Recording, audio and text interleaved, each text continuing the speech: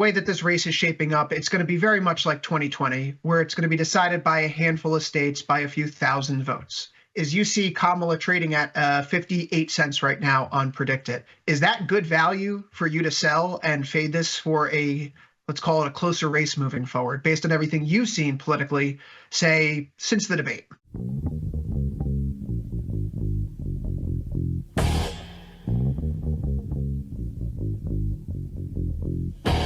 All you timeless children with your predictions and flashbacks, trying to get ahead. What makes you think I can see you? What makes you think I believe you? Dreams inside my bed.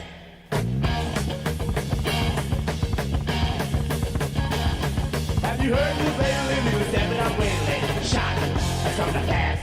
All the dreams were flying, all the thoughts were dying. Heard it's coming fast. Whenever I hear you approach trading, the way that I've seen you talk over the years, what I've learned from you is that, is it a good deal? Right? Am I putting money into a market where I am getting value for the capital that I am deploying? And if it's not, you're just not going to take the trade. So with that, I suppose let's talk about some of these betting markets here with respect to the presidential election and some of the other outcomes that we're looking at. Let's do it. Because somebody once said, I take the approach to markets and to betting markets like a senior with a coupon book does at the grocery store. they're always looking for value. I don't know if that's very flattering to my trading style or not, but I'll take it. Chris, I think you just said the same thing, basically. Sure, let's go with that. Right now in Predicted, we're looking at a Kamala Harris that has a 58 cents yes price, Donald Trump with a 45-cent yes price. It's been a decent movement in recent days where we've seen that Harris has extended her lead in Predicted. On Poly Market, she's grown out to a little bit of a lead, about 5 points in their national aggregate betting market poll, so to speak. And that is just a tabulation of all the different states, of course. The question is value, though. Here on the prediction trade, we've made the case for a number of weeks that when Harris is closer to 50%, she's worth the buy. When she gets closer to 60 cents, she's more worth the sell. And the same thing for Trump. Because the way that this race is shaping up, it's going to be very much like 2020, where it's going to be decided by a handful of states by a few thousand votes. Is you see Kamala trading at 58 cents right now on Predicted. Is that good value for you to sell and fade this for a, let's call it a closer race moving forward, based on everything you've seen politically, say, since the debate? I think I don't love 50-50 markets to begin with, so I would probably avoid this. However, if I wanted to play for probably, I wouldn't even think it would come into 50-50 because I think everybody knows that Predicted tends to have more of a Kamala lean. So I think maybe if you're fading this, you're fading it for like 6 points, which I don't love the risk and reward, but I do think it's probably, there's a bias in here and you can probably fade it for 6 points. I'd probably avoid it altogether. If I was actually going to play anything for value, I would just play the Trump buy and then play that for the election. I think if anything, you're getting value from now until, November 5th, November 6th on that just altogether. And for my betting style, to get the $55 for a $45 risk, to me, that I would rather try to get that win than try to fade Kamala for 6 points. But that's the value that I would see. But honestly, when I see 50-50 markets, I try to avoid them. I think the value bets tend to be in the range of 20 to 30 cents. And I like to try to find those markets. Yeah, the value bets right now are, they're a little bit difficult to find because some of these markets now have really started to take shape in the wake of the debate. I just want to get your sense on that because we've had this conversation behind scenes. You and I feel like had a very similar, we'll call it spread in terms of debate performance, where we thought that Kamala did better than Trump, but we were both disappointed in the fact that there really was no substance from candidate Harris. Do you feel like that debate is moving the race the way that it is because of what Kamala did or because of what Trump did last Tuesday? That's actually a really good question. It probably depends on the audience. Right. I think if you take out the 30% on both ends who that debate didn't do much for either, I'm probably in a spectrum where I can say one person won or lost, but it's not necessarily going to change the outcome of my voting preference. So there's probably 60% of people that fall in that bucket and probably 40% of the people who are going to look at the debate performance. And I think probably Trump did more to hurt himself than Kamala did to help herself, to answer your question directly. And I know there are some that might speak to maybe moderator bias or whatever the case may be, but I think it's important to be in command of your message and in command of your environment, because I do think at that level, you're not always going to walk into a friendly room. I think you can expect to be in hostile rooms in certain cases, and the command of your message, regardless, is important. So again, to answer your question directly, I think he probably did a little bit more to hurt himself than she did to help herself in her case. I didn't hear anything of substance other than the few policy sound bites that she had put out well before that debate and that are on her website or uploaded to her website the night before. So I suppose then one of the questions that we could ask ourselves if we were to head over to Polymarket, there is a market right now for the number of debates between Trump and Harris, and it's trading at 69 cents one, 27% or 27 cents two, 5 cents three. Do you feel like the 2 or 3 choices right now, you talk about value plays, do you feel like the odds of a second debate perhaps are going up because of the recent polls? And would this buying 27 cents as one of those value opportunities perhaps intrigue someone like you? I would actually. This is one where I like the value bet. I like being able to make, $2 for every one that I'm going to bet here. And I would say in a close race, both of them, Trump has said he won, and only a person who loses a boxing match asks for a rematch. I don't know to what extent he actually believes that, but I think if you've got a close race, I think there's the potential that they figure something out as we move closer towards election. And even if they don't, I like the risk and reward here of betting yes on having one more debate. Again, I think the probabilities are low, but that's already built into the price, and that's why you get paid $2 for every one you put on the table. Vic, as we take a look at politics elsewhere, one of the more fascinating markets for me that's helping inform what I'm doing, broadly speaking, in financial markets is how the party or how the vote will break out in terms of the balance of power for the 2024 election. And there is a poly market for this as well now, which is really fascinating because it more or less jives with what I think is going to occur. Not that I'm trading this specifically or markets like this, but it helps inform me where the crowd believes the most likely outcomes are. The 56% chance that we're going to see a Republican trifecta or some sort of Democratic presidency with a gridlock Congress, that makes a lot of sense when you add in the flip side where you can have a Republican president with a Republican Senate and a Democratic House. That's another 15%. So all of a sudden you add it up, the 71% chance is basically gridlock or Republican trifecta. And that's a really difficult market to fade. But more importantly, when I think about stocks and bonds and everything else that we talk about here on Tasty Live, it probably means that whatever the election result's going to be, it's not going to be that disruptive.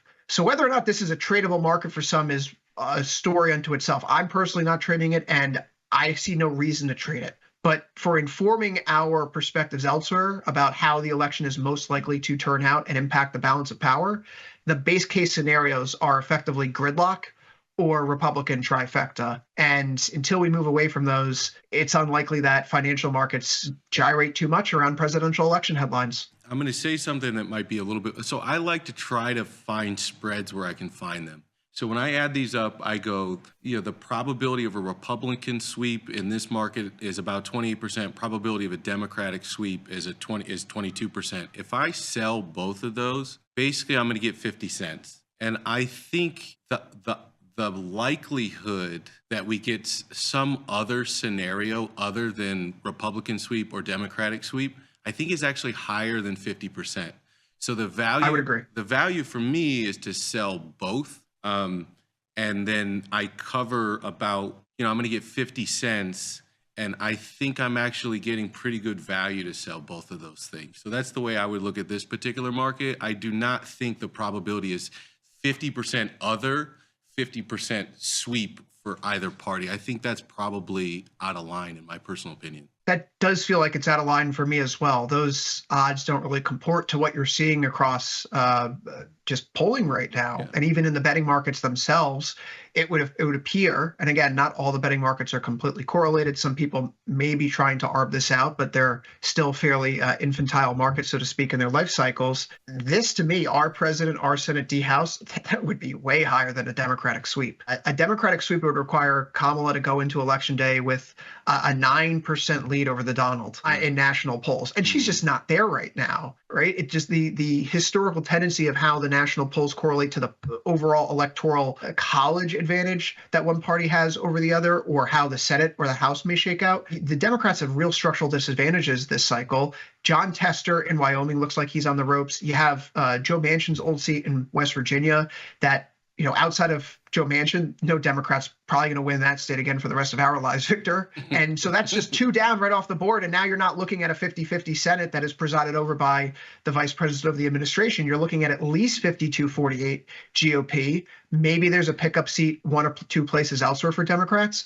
But in all likelihood, I'm penciling in a 51-49 Senate. So for me, even if Kamala wins, even if the Dems get back the House, which is what favored right now according to polls and betting markets, that Senate is a real big lift. So I'm very much with you. Democrat sweep and Republican sweep, that seems far too highly priced. Yeah, that's the supermarket lady with the coupons coming out of me looking for value here. You can see it coming out on this one. Vic, as we move into the second half of the show, before we do and start talking about some of the other betting markets that are currently up on Kalshi and Predict It, a quick view of some of the polls that have come out today. Look, it's a tied race. You have New York Times calling it timed. You have Fox News saying Harris is ahead by 2. Rasmussen saying Trump is ahead by 2. It doesn't really matter where you look right now. This is going to be neck and neck down the wire. Vic, one issue that you and I have talked about with these betting markets is the ability to arbitrage them, though. Because I don't think it's lost on anyone that if you look to Predict It, it's 58 cents for Kamala. But if you go to, say, something like Polymarket, it's going to be 51 or 52 cents. Why don't you explain why traders really shouldn't be trying to arb these markets, even though there are wide spreads there between the respective odds? Well, it's not that you shouldn't. It's just that if you look at the rules, so the sizing of the bets that you can get on for one versus another, there are limitations to the size of the bets that you can get on and Predict It. And the second is the cost. So any arbitrageur is going to have to look at the cost of putting on the bets and the spread between them. And if the spread between these markets or the opportunity for the arbitrageur is less than the cost, then nobody is actually, nobody's going to arb these markets into line. And I think that's basically what you have. You have a size limitation on one end. So even if there is an opportunity, the size, maybe you could only do it one time and you're going to get $2 for it. Why the hell are you going to go through? Why are you going to try?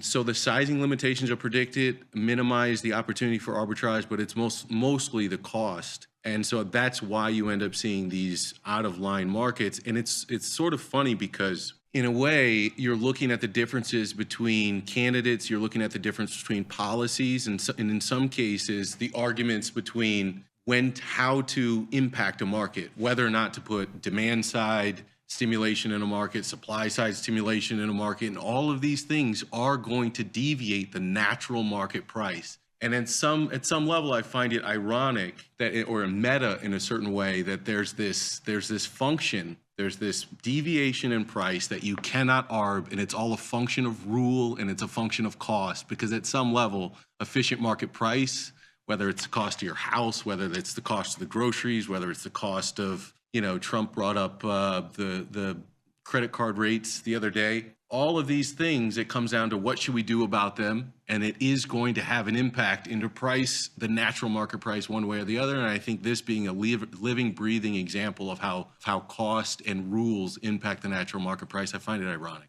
It's certainly interesting, Vic. We'll change gears here and talk a little bit about some of the other betting markets currently available on Polymarket. Vic, I asked you to send me over your favorites for today's show, and a lot of them have to do with what we're thinking about in terms of the Fed. Yesterday, the Federal Reserve cut rates by 50 basis points, their first rate cut in 4 years. One of the reasons why they decided to go with a more aggressive rate cut cycle is because the labor market looks like it's weakening. For those political bettors out there that aren't aware of this particular nuance in macro, there's something that's called the SOM rule. It's when the 3-month average of the unemployment rate rises above the lowest point over the past 12 months by more than 0.5%. And so coming out of the July jobs report, the sovereign rule triggered 0.53%. And then coming out of the August jobs report, it was 0.57%. So it looked like recession was imminent, at least from that particular point of view. So the Fed delivered us a 50 basis point rate cut. And yet the markets today are acting like everything is hunky-dory, Vic. It's a growth kind of day. Copper's up, gold's up, oil's up, stocks are up. The question is whether or not the Fed is going to be delivering more for good or bad reasons. Now, one of the markets that you highlighted pertinent to this conversation is where will the U.S. unemployment rate end up for the month of September?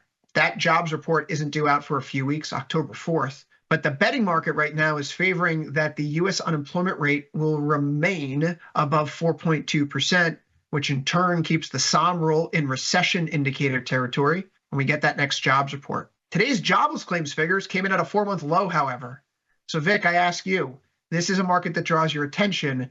It's a 50-50 market, basically. Why is this so interesting?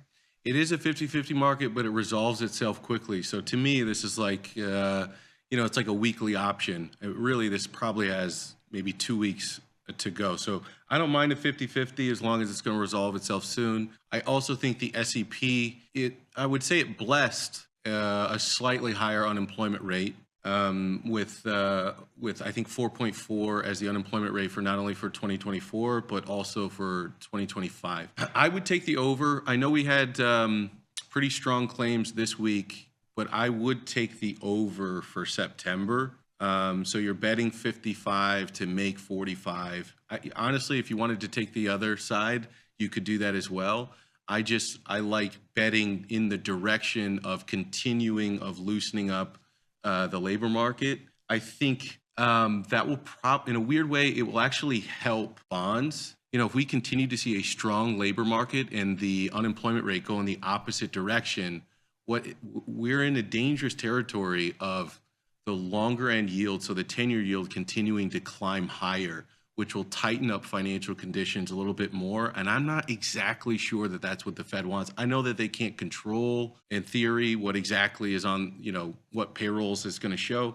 But I would just bet there is a collective desire to probably have that number continue to ease its way very slowly up to that 4.4 number. For that reason, the incentives behind it, I would bet in favor or bet the over. So I would bet 55 cents that it will be above 4.2%. Victor, another market that you shared with me was whether or not the annual inflation rate would be above 2.2% in September. This is trading at a 65-cent yes right now. While we've seen inflation turn lower in recent months and sliding to some of the lowest levels that we've seen since all the stimulus arrived in 2020 and 2021, it's not fully back to the Fed's target yet. And all the while, the Fed is busy declaring a victory over inflation yesterday. The fact of the matter is that when you look to various commodities, they are starting to perk back up. Commodity tracking indexes like DBC or DJP are starting to break out of downtrends or exhibit signs of bottoming. So the question remains, did the Federal Reserve just pour fuel into a fire?